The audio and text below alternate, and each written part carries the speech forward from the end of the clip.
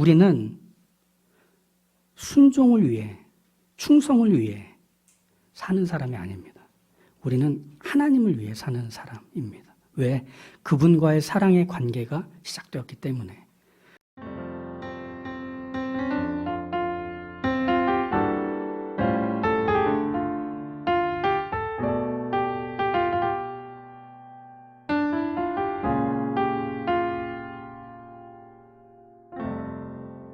이 이스라엘 민족은 애굽에서 나와서 성인들은 모두 광야에서 다 죽었습니다. 그리고 다음 세대가 이제 이 가나안 땅에 들어가게 되는데, 가나안 땅에 들어간 다음 세대들에게는 어른이 없었어요. 두 사람밖에. 하나는 여호수아, 하나는 갈렙이었죠. 근데 여기서 여호수아는 나이가 차서 죽었고, 이제 갈렙이 백발을 날리면서 전투를 벌이는 장면이 잠깐 등장하긴 하지만 이제 이 어른도 마저 사라지게 됩니다.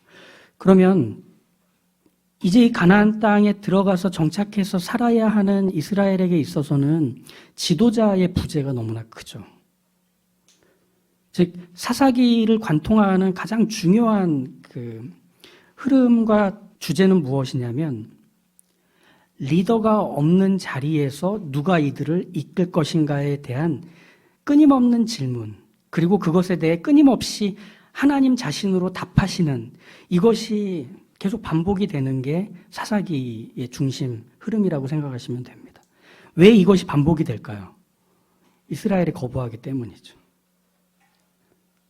사사는 그런 면에서 보면 하나님의 지도, 하나님의 통치를 대리하는 역할일 뿐이지 그들이 슈퍼히어로로 등장하지 않습니다. 그러니 우리에게 적용하는 것은 드보라는 어떻게 했는가, 기드온은 어떻게 했는가가 아닙니다. 하나님이 그들을 세워 이스라엘의 하나님 되시는 일을 어떻게 하셨는가가 우리에겐 더 중요한 겁니다. 그래야만 그게 우리를 현재로 살게 하시는 하나님의 뜻 가운데서 그분의 통치와 일하심을 우리의 삶에서도 찾아낼 수 있기 때문이죠. 사사기 1장은 이제 이스라엘 민족이 여호수아와 함께 가나안에 들어가서 이 이스라엘 민족과 그 전쟁을 벌였던 가나안 그 거주민들과의 전쟁이 끝나고 이제 하나님께서 제비를 뽑아서 각 지파의 땅을 분배한 후에 분배된 그 땅을 들어가 하나씩 정복하고 그 땅에 살고 있는 거주민들을 내쫓는, 말하자면 전쟁이 1장에 나오는 내용들이라고 생각하시면 됩니다. 그런데 특이한 점은 유다 지파와 시몬 연합군이 처음에 나오고 베냐민 자손, 요셉 족속, 므낫세, 에브라임. 여기서 요셉 족속은 므낫세 지파와 에브라임 지파를 부를 때 쓰던 표현입니다. 왜냐하면 요셉의 두 아들이 므낫세와 에브라임이었거든요. 그렇기 때문에 이게 요셉 족속이라고 불리기도 했어요. 그리고 나서 스불론, 아셀, 단 이렇게 이어지는 전쟁 장면이 쭉 기록되어 있죠. 그런데 보시면 이스라엘의 이 정착하는 전쟁이 나오는 1장에서의 장면들에서는 계속 반복하는 동사가 하나 있습니다. 한 8번 정도가 반복이 되는데 뭐냐면 쫓아내지 아니하였다, 쫓아내지 못했다라는 동사입니다. 그건 무슨 말이죠?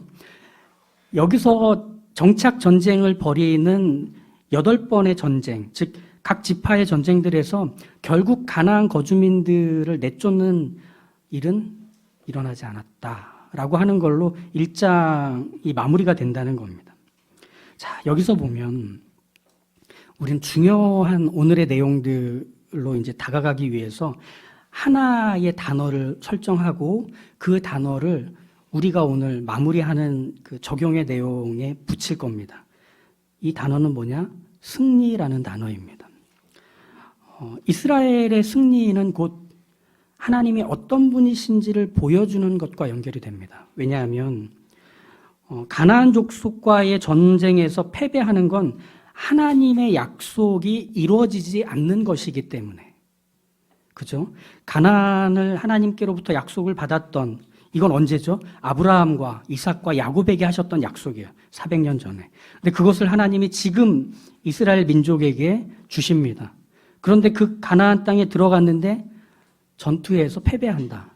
이것은 하나님의 약속이 이루어지지 못하는 겁니다. 그러면 이 이스라엘이 가나안과 싸워서 승리하는 것은 하나님의 약속이 성취되는 것과 연결이 될 수밖에 없는 거죠. 그럼 어떻게 이 전쟁이 진행될까요? 전쟁은 반드시 이길 수밖에 없게 됩니다. 이스라엘의 가나안 정복 전쟁 승리를 하나님 자신과 묶으신 겁니다. 이스라엘이 패배하면 하나님은 약속을 지키지 못하는 분이 되기 때문이죠. 그렇게 본다면 이 정복 전쟁의 결말은 정해져 있습니다. 과정이 아무리 험난하다 할지라도, 그죠? 근데 여기서 아브라함과 이삭과 야곱에게 하셨던 약속을 지키기 위해 애굽에서 데리고 나오셨고 광야에서 살게 하셨고 약속의 땅 가나안으로 데려가실 때 지금 우리의 시대 안에서 좀 불편한 거죠. 정복 전쟁이라는 말 자체가. 러시아가 우크라이나를 공격해 들어간 21세기에 볼 수 없을 거라고 생각했던 전쟁이 일어났잖아요. 나라와 나라 사이에. 그러다 보니 이런 정복 전쟁에 대한 불편한 감정은 우리에게 있습니다. 근데 왜 하나님이 가나안에 들어가서 그들을 쫓아내고 그 땅을 주시겠다고 하신 것이냐 하면 이것은 먼저 가나안이 죄와 우상 숭배로 가득한 땅이었고 하나님은 그 땅을 심판하시는 목적으로 이스라엘을 심판의 칼날로 쓰신 겁니다.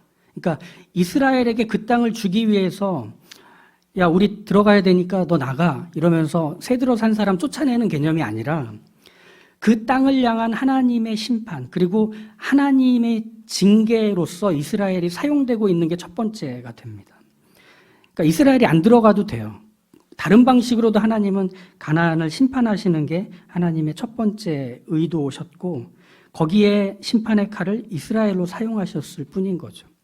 근데 여기에 하나님의 약속도 함께 묶입니다.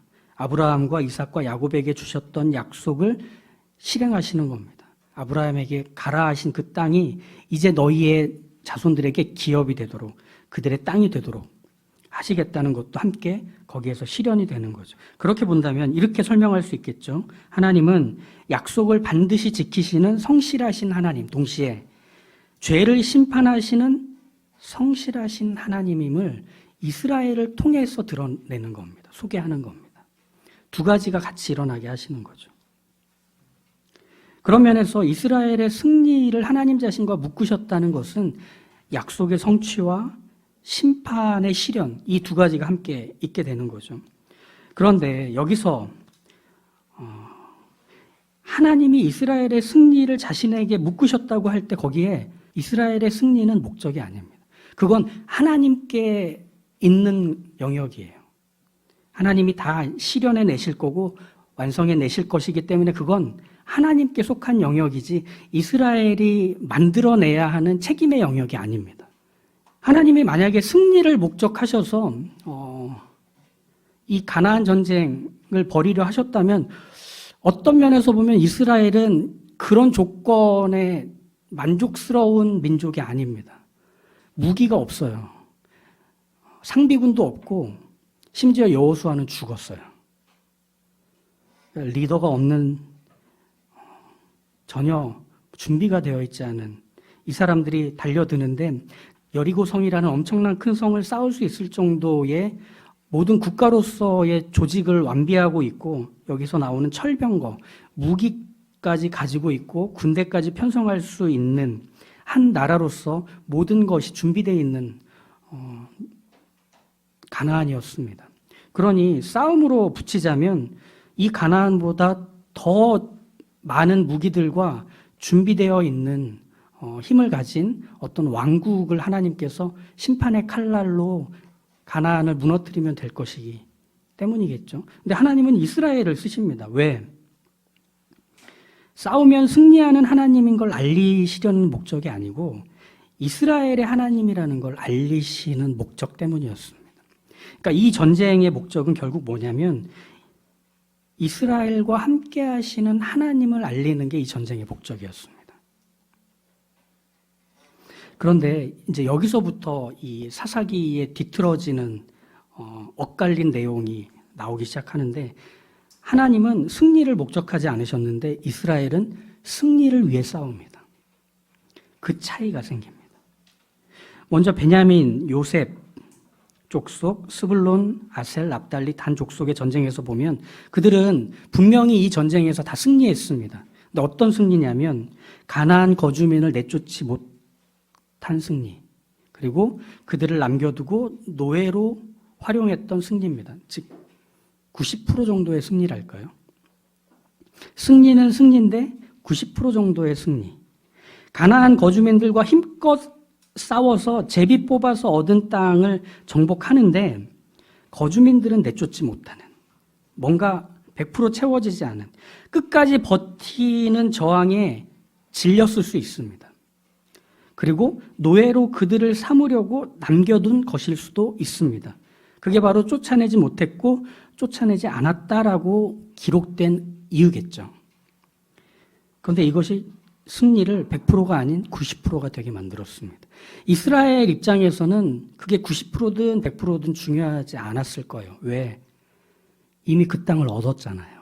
이미 전쟁에서 승리했잖아요.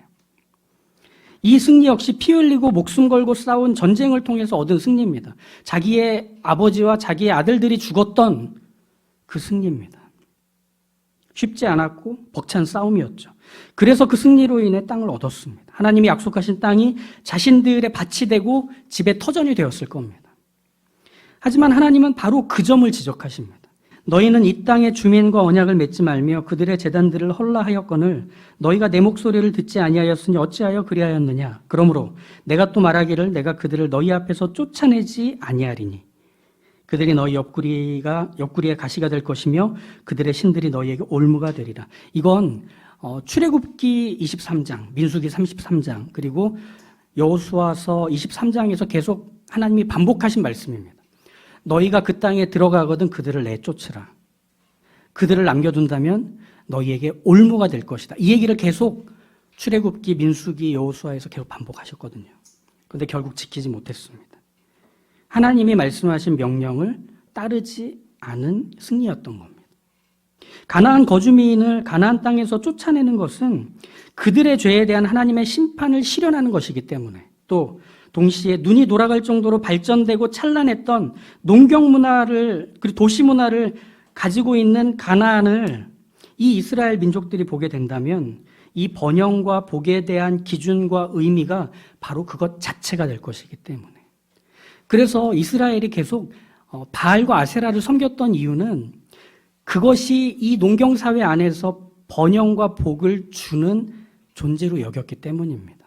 그걸 아무리 도구적으로 기능적으로 바알과 아세라를 섬기며 제사를 했다 해도 그걸 해주는 존재가 하나님이 아니라고 여겼다는 것에서는 피해갈 수 없는 게 이스라엘의 죄였던 거죠. 하나님은 계속 그것과 싸우십니다. 앞으로 이제 이스라엘 역사에서 계속 보게 될 텐데, 그런 면에서 보면 이스라엘에게 땅이 생겼다는 게 중요한 게 아니죠. 여기에 집을 짓고 밭을 일구고 가수원을 가꾸는 걸로 충분한 사람들이 이스라엘이 아닙니다. 설령 그것이 광야에서는 없던 것들이라 해도, 애굽의 노예 생활을 할 때 없던 것들이었다 해도 그들은 그것에 만족해서는 안 됐습니다. 몇 명 안 되는 가나안 거주민들을 굳이 다 쫓아내려고 힘을 쏟고 피를 흘리기보다 이 정착과 안정에 힘을 쏟아야겠다고 생각할 때 그들은 원래 해야 되는 일로부터 멀어져 버린 겁니다. 그들이 하나님의 백성이라는 사실에서 멀어진 거죠. 깃발을 내리고 무기를 내려놓기로 했던 그 자리에서 이제 이스라엘 백성들은 정착과 안정에 집중할 겁니다. 남겨진 가나안 사람들에게 농사기술을 배우고 붙잡은 노예들에게 밭을 갈게 해야겠다는 계획을 세우면서 스스로 전쟁을 끝낸 겁니다. 하지만 하나님은 그런 이스라엘의 계획이 후회로 바뀔 것이라고 말씀하시는 거죠. 남겨진 그들이 너의 옆구리에 가시가 될 거다. 올무가 될 거다. 뭘 하려고 할 때마다 늘 내 손과 발을 묶는 그 무엇이 남겨진 이들로부터 반복이 될 거라고 얘기하시는 겁니다. 가나안 거주민들이 하나님을 모르고 죄 가운데서 우상을 섬기며 살았던 것을 이스라엘도 반복하게 된 첫 시작이 바로 여기서부터였습니다. 90%의 승리 말이죠. 이렇게 승리를 위해서 싸우기 시작했던 이스라엘의 모습은 사실 1장 초반부에 나오는 유다 지파의 모습에서도 또 다른 방식으로 소개됩니다. 유다 지파 역시 승리를 위해 싸우죠. 여호수아가 죽은 후에 이스라엘은 이렇게 1장 1절에서 하나님께 묻습니다. 누가 먼저 올라가서 가나안 사람과 싸우리이까? 하나님은 유다 지파를 지명하십니다. 이걸 좀 이해하시면 좋을 것 같은데요. 이스라엘은 12개의 지파가 나뉘어져 있죠. 그 중에서 실제 야곱의 첫째 아들로서의 장자는 르우벤입니다. 그런데 그 야곱의 집안의 실질적인 장자는 유다 지파가 책임져 왔습니다. 그렇지만 영적인 장자의 책임은 요셉이 해왔습니다. 좀 뭔가 다르죠. 그래서 이 실질적인 장자로서의 역할을 맡아왔던 유다 지파에서 다윗이 나오는 거죠. 그리고 그 다윗의 족보에서 예수님이 태어나시게 되는 거죠. 왕의 족보는 그렇게 이어지게 되는 겁니다. 첫째에게 이어지는 거죠. 그래서 하나님은 유다 지파를 지명하셔서 먼저 올라가라고 합니다. 12개의 지파 중에 가장 인구가 많기도 했어요. 첫 번째 전투를 치를 만한 준비가 되어 있었겠죠. 그런데 유다 지파가 시므온 지파에게 제안을 합니다. 함께 연합해서 싸우자. 그래서 우리가 제비 뽑아서 얻은 이 땅의 전투를 함께 벌여서 승리하게 되면 내가 너네 전투 벌일 때 도와주겠다. 이렇게 계약을 맺죠.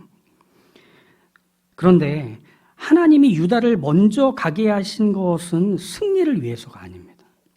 그러니까 유다 지파가 큰 지파다 보니까 승리를 이루기 위해서 하나님이 그들을 먼저 보냈다고 생각할 수 있지만 가장 많은 전투 인원을 가진 유다 지파였다 해도 그건 승리의 조건이 아니라 순종의 이유일 뿐입니다.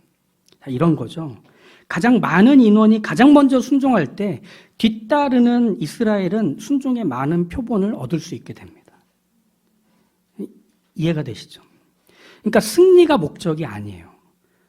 1장 4절에 한번 다시 보시면 유다가 싸울 때 가나안 족속과 브리스 족속 그들과의 전투에서 이 승리를 누가 하게 하시냐면 하나님이 하게 하십니다. 왜? 이들을 이 유다 지파의 손에 넘겨주신 게 하나님이기 때문이죠. 그렇게 본다면 전쟁의 승리의 조건으로 이 많은 전투 인원을 갖고 있는 유다 지파가 먼저 보내진 게 아니라 순종의 이유의 표본으로서 이들을 하나님이 사용하셨을 뿐인데 유다 지파가 시므온과 연합해서 전쟁을 벌이려는 목적은 한 가지인 거예요. 승리하기 위해서. 순종하기 위해서가 아니라. 앞에서 말한 다른 지파들의 싸움에서는 90%의 승리에 만족했던 모습이지만 이 유다 지파는 완벽한 승리를 이루려고 목적했습니다. 그렇죠? 그런데 그건 역시 하나님이 원하시는 모습은 아니었다는 겁니다. 왜일까요? 완벽한 승리를 이루던 90%의 승리를 이루던 그들은 승리를 위해 싸웠기 때문입니다. 그 승리로 인해 돌아오는 결과가 자신들의 땅이기 때문이죠.